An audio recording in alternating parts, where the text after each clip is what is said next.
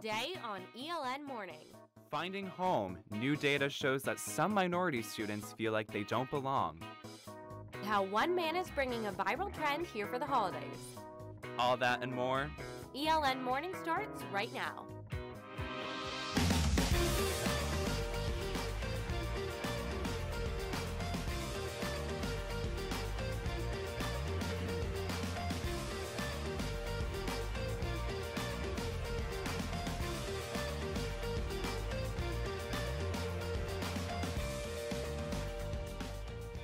Good morning and thanks for joining us. I'm Megan Lynn. And I'm Brian Ray.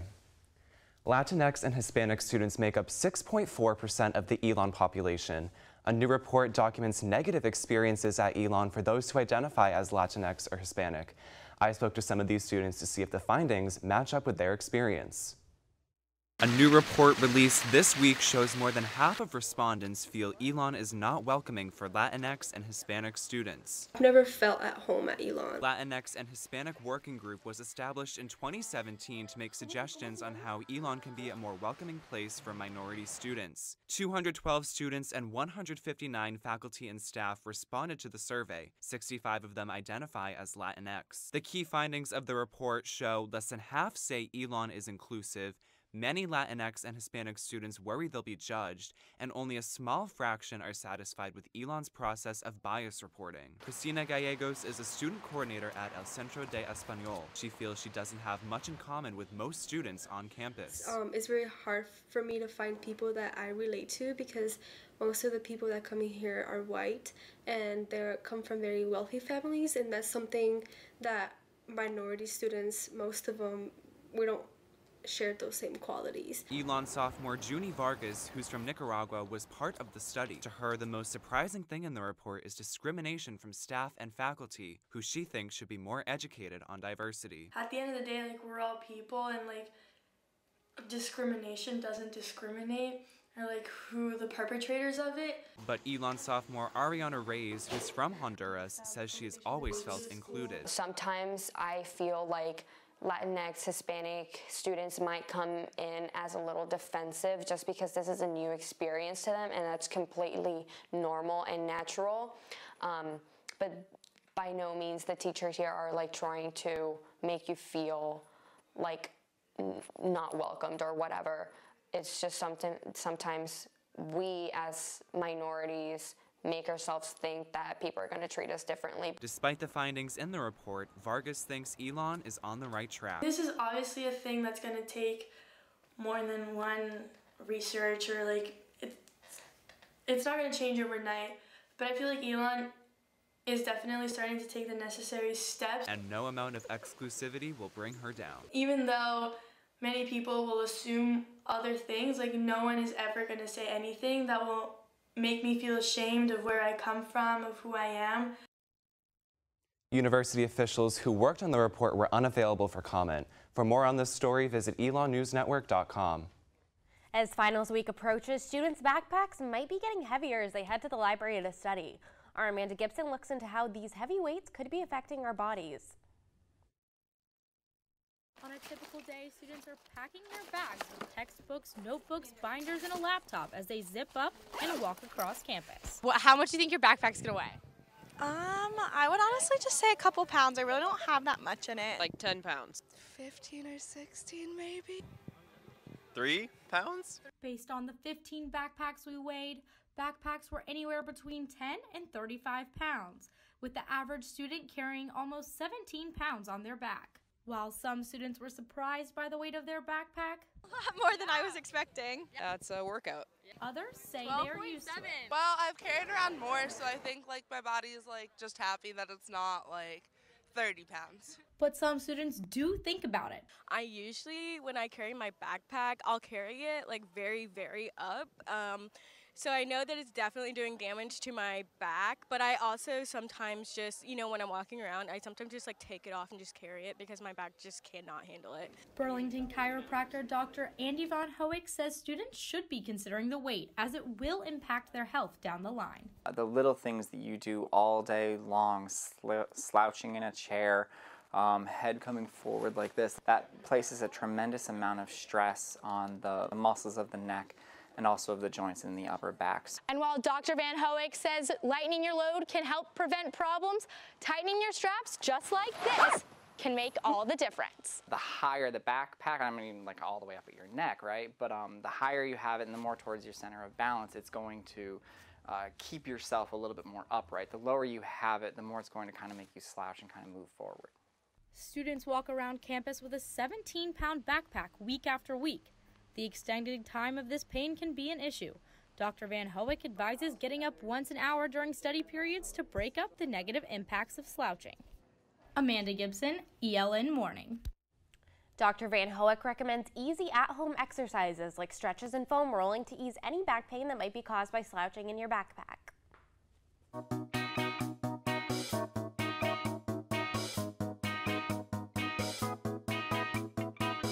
Well, Megan, it really starting is to get colder out. I know.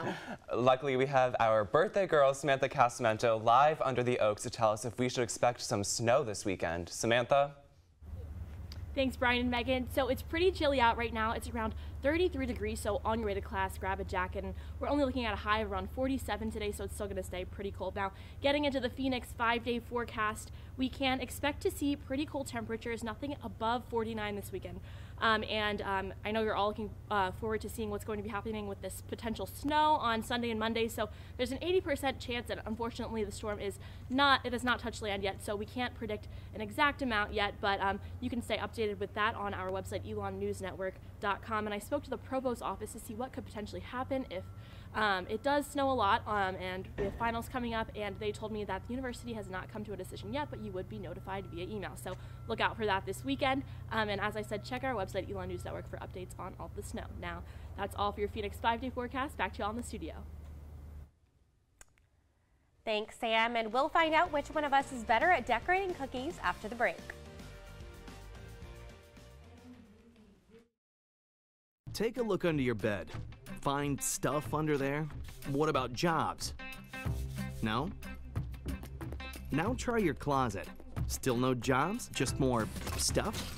Well, you really have both. See, stuff is defined as household articles considered as a group. Sometimes this stuff is no longer needed. Wait, no longer needed? That can't be right. Because remember those jobs you were looking for? Those are really needed, and they're the stuff inside your stuff. Our job is to unlock those jobs. And it starts when you donate your stuff to your local Goodwill. Here's how we do it. When you donate to Goodwill, we sell your stuff to provide job training for people right here in your community.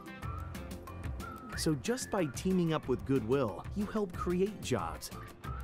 And isn't that worth parting with the leftover keytar from your 80s cover band? Goodwill.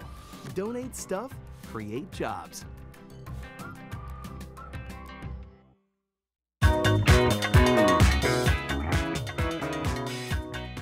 Take a drive 20 minutes off campus towards Graham and you'll find one house a little brighter than the rest.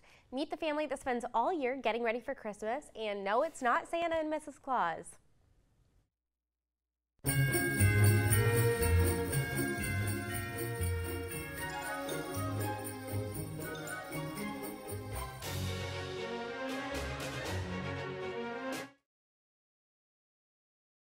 For the technical difficulties, but right now it's the time of year for decorating cookies. But before we get decorating, let's take a look at how to make these gingerbread men. So it's really simple recipe, and now we're going to be making some that look like each other. We're going to attempt real quick. Here we go. Okay, you have brown hair. Yeah, this is the color of your jacket. So okay. Here we go. This is pretty liquidy. You did the best job making this, I think. So I can't guarantee how fabulous this is gonna look. I think we really have to get your tie, though. That's a key point. Here's your hair. You know, I've actually never decorated a gingerbread cookie before. This is all new for me. That's so funny. I'm gonna give you blue pants because we don't have black frosting. We don't have black and white. My pants are a little intricate to copy. And I am so sorry. This is not how you look. You need eyes too. I'll give you green eyes. Well, I finished first, so I think I win, but I don't know what that counts for with what this cookie looks like. I think I got you pretty spot on. What do you think? Maybe I'll have to try the green, whatever that is. I think I got your hair down, definitely. Yeah, that's my hair for sure. Well, coming up after the break, we'll have a performance by the World Percussion Ensemble. Stay tuned.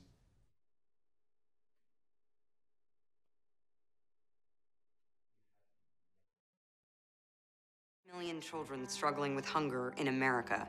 That's 1 in 5 daughters, sons, neighbors, and classmates who don't know where their next meal is coming from. Yet billions of pounds of good food go to waste every year.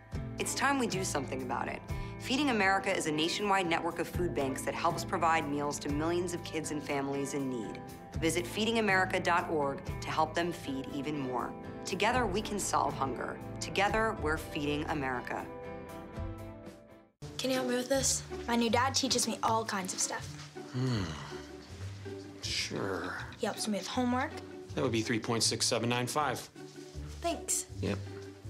He helps me with my decision making. I wouldn't use this one. Ever. And he's even teaching me how to drive. And that's why cars have bumpers. I'm learning so much. You don't have to be perfect to be a perfect parent. Thousands of kids in foster care will take you just as you are.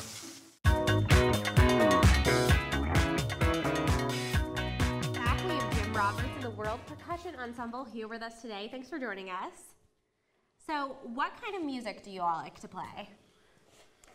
The World Percussion Ensemble plays music from various cultures around the world. What we have here today is from West Africa, so we have West African djembes, we have dundun, we have chekere, and then I'll actually play a thumb piano at the beginning of our little set.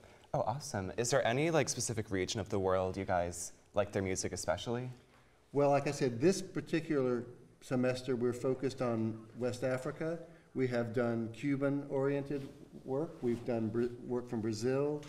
We've even combined electronica with Cuban and West African music. So we're focused primarily on the cultures from the African diaspora.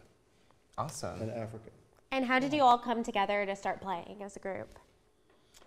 This is a class. This is Muse 106G, and I should hold this so I can look at it. This is Muse 106G, and it meets once a week. I started this 10 years ago when I realized that ELN did not have a course that was designed to offer the type of diversity and the rhythms of the world. And this is a very big thing in college curriculums around the world now. So I wanted for us to be able to offer this since this is part of my expertise. All right, awesome. Thanks so much. And before we let y'all take it away, that's all the news we have for you today. Thanks for joining us on our last ELN morning of the semester. For all the news you need to know when we're not on the air, follow us on social media at ELN News Network or check out our website, elonnewsnetwork.com. Have a great day, ELN. Take it away.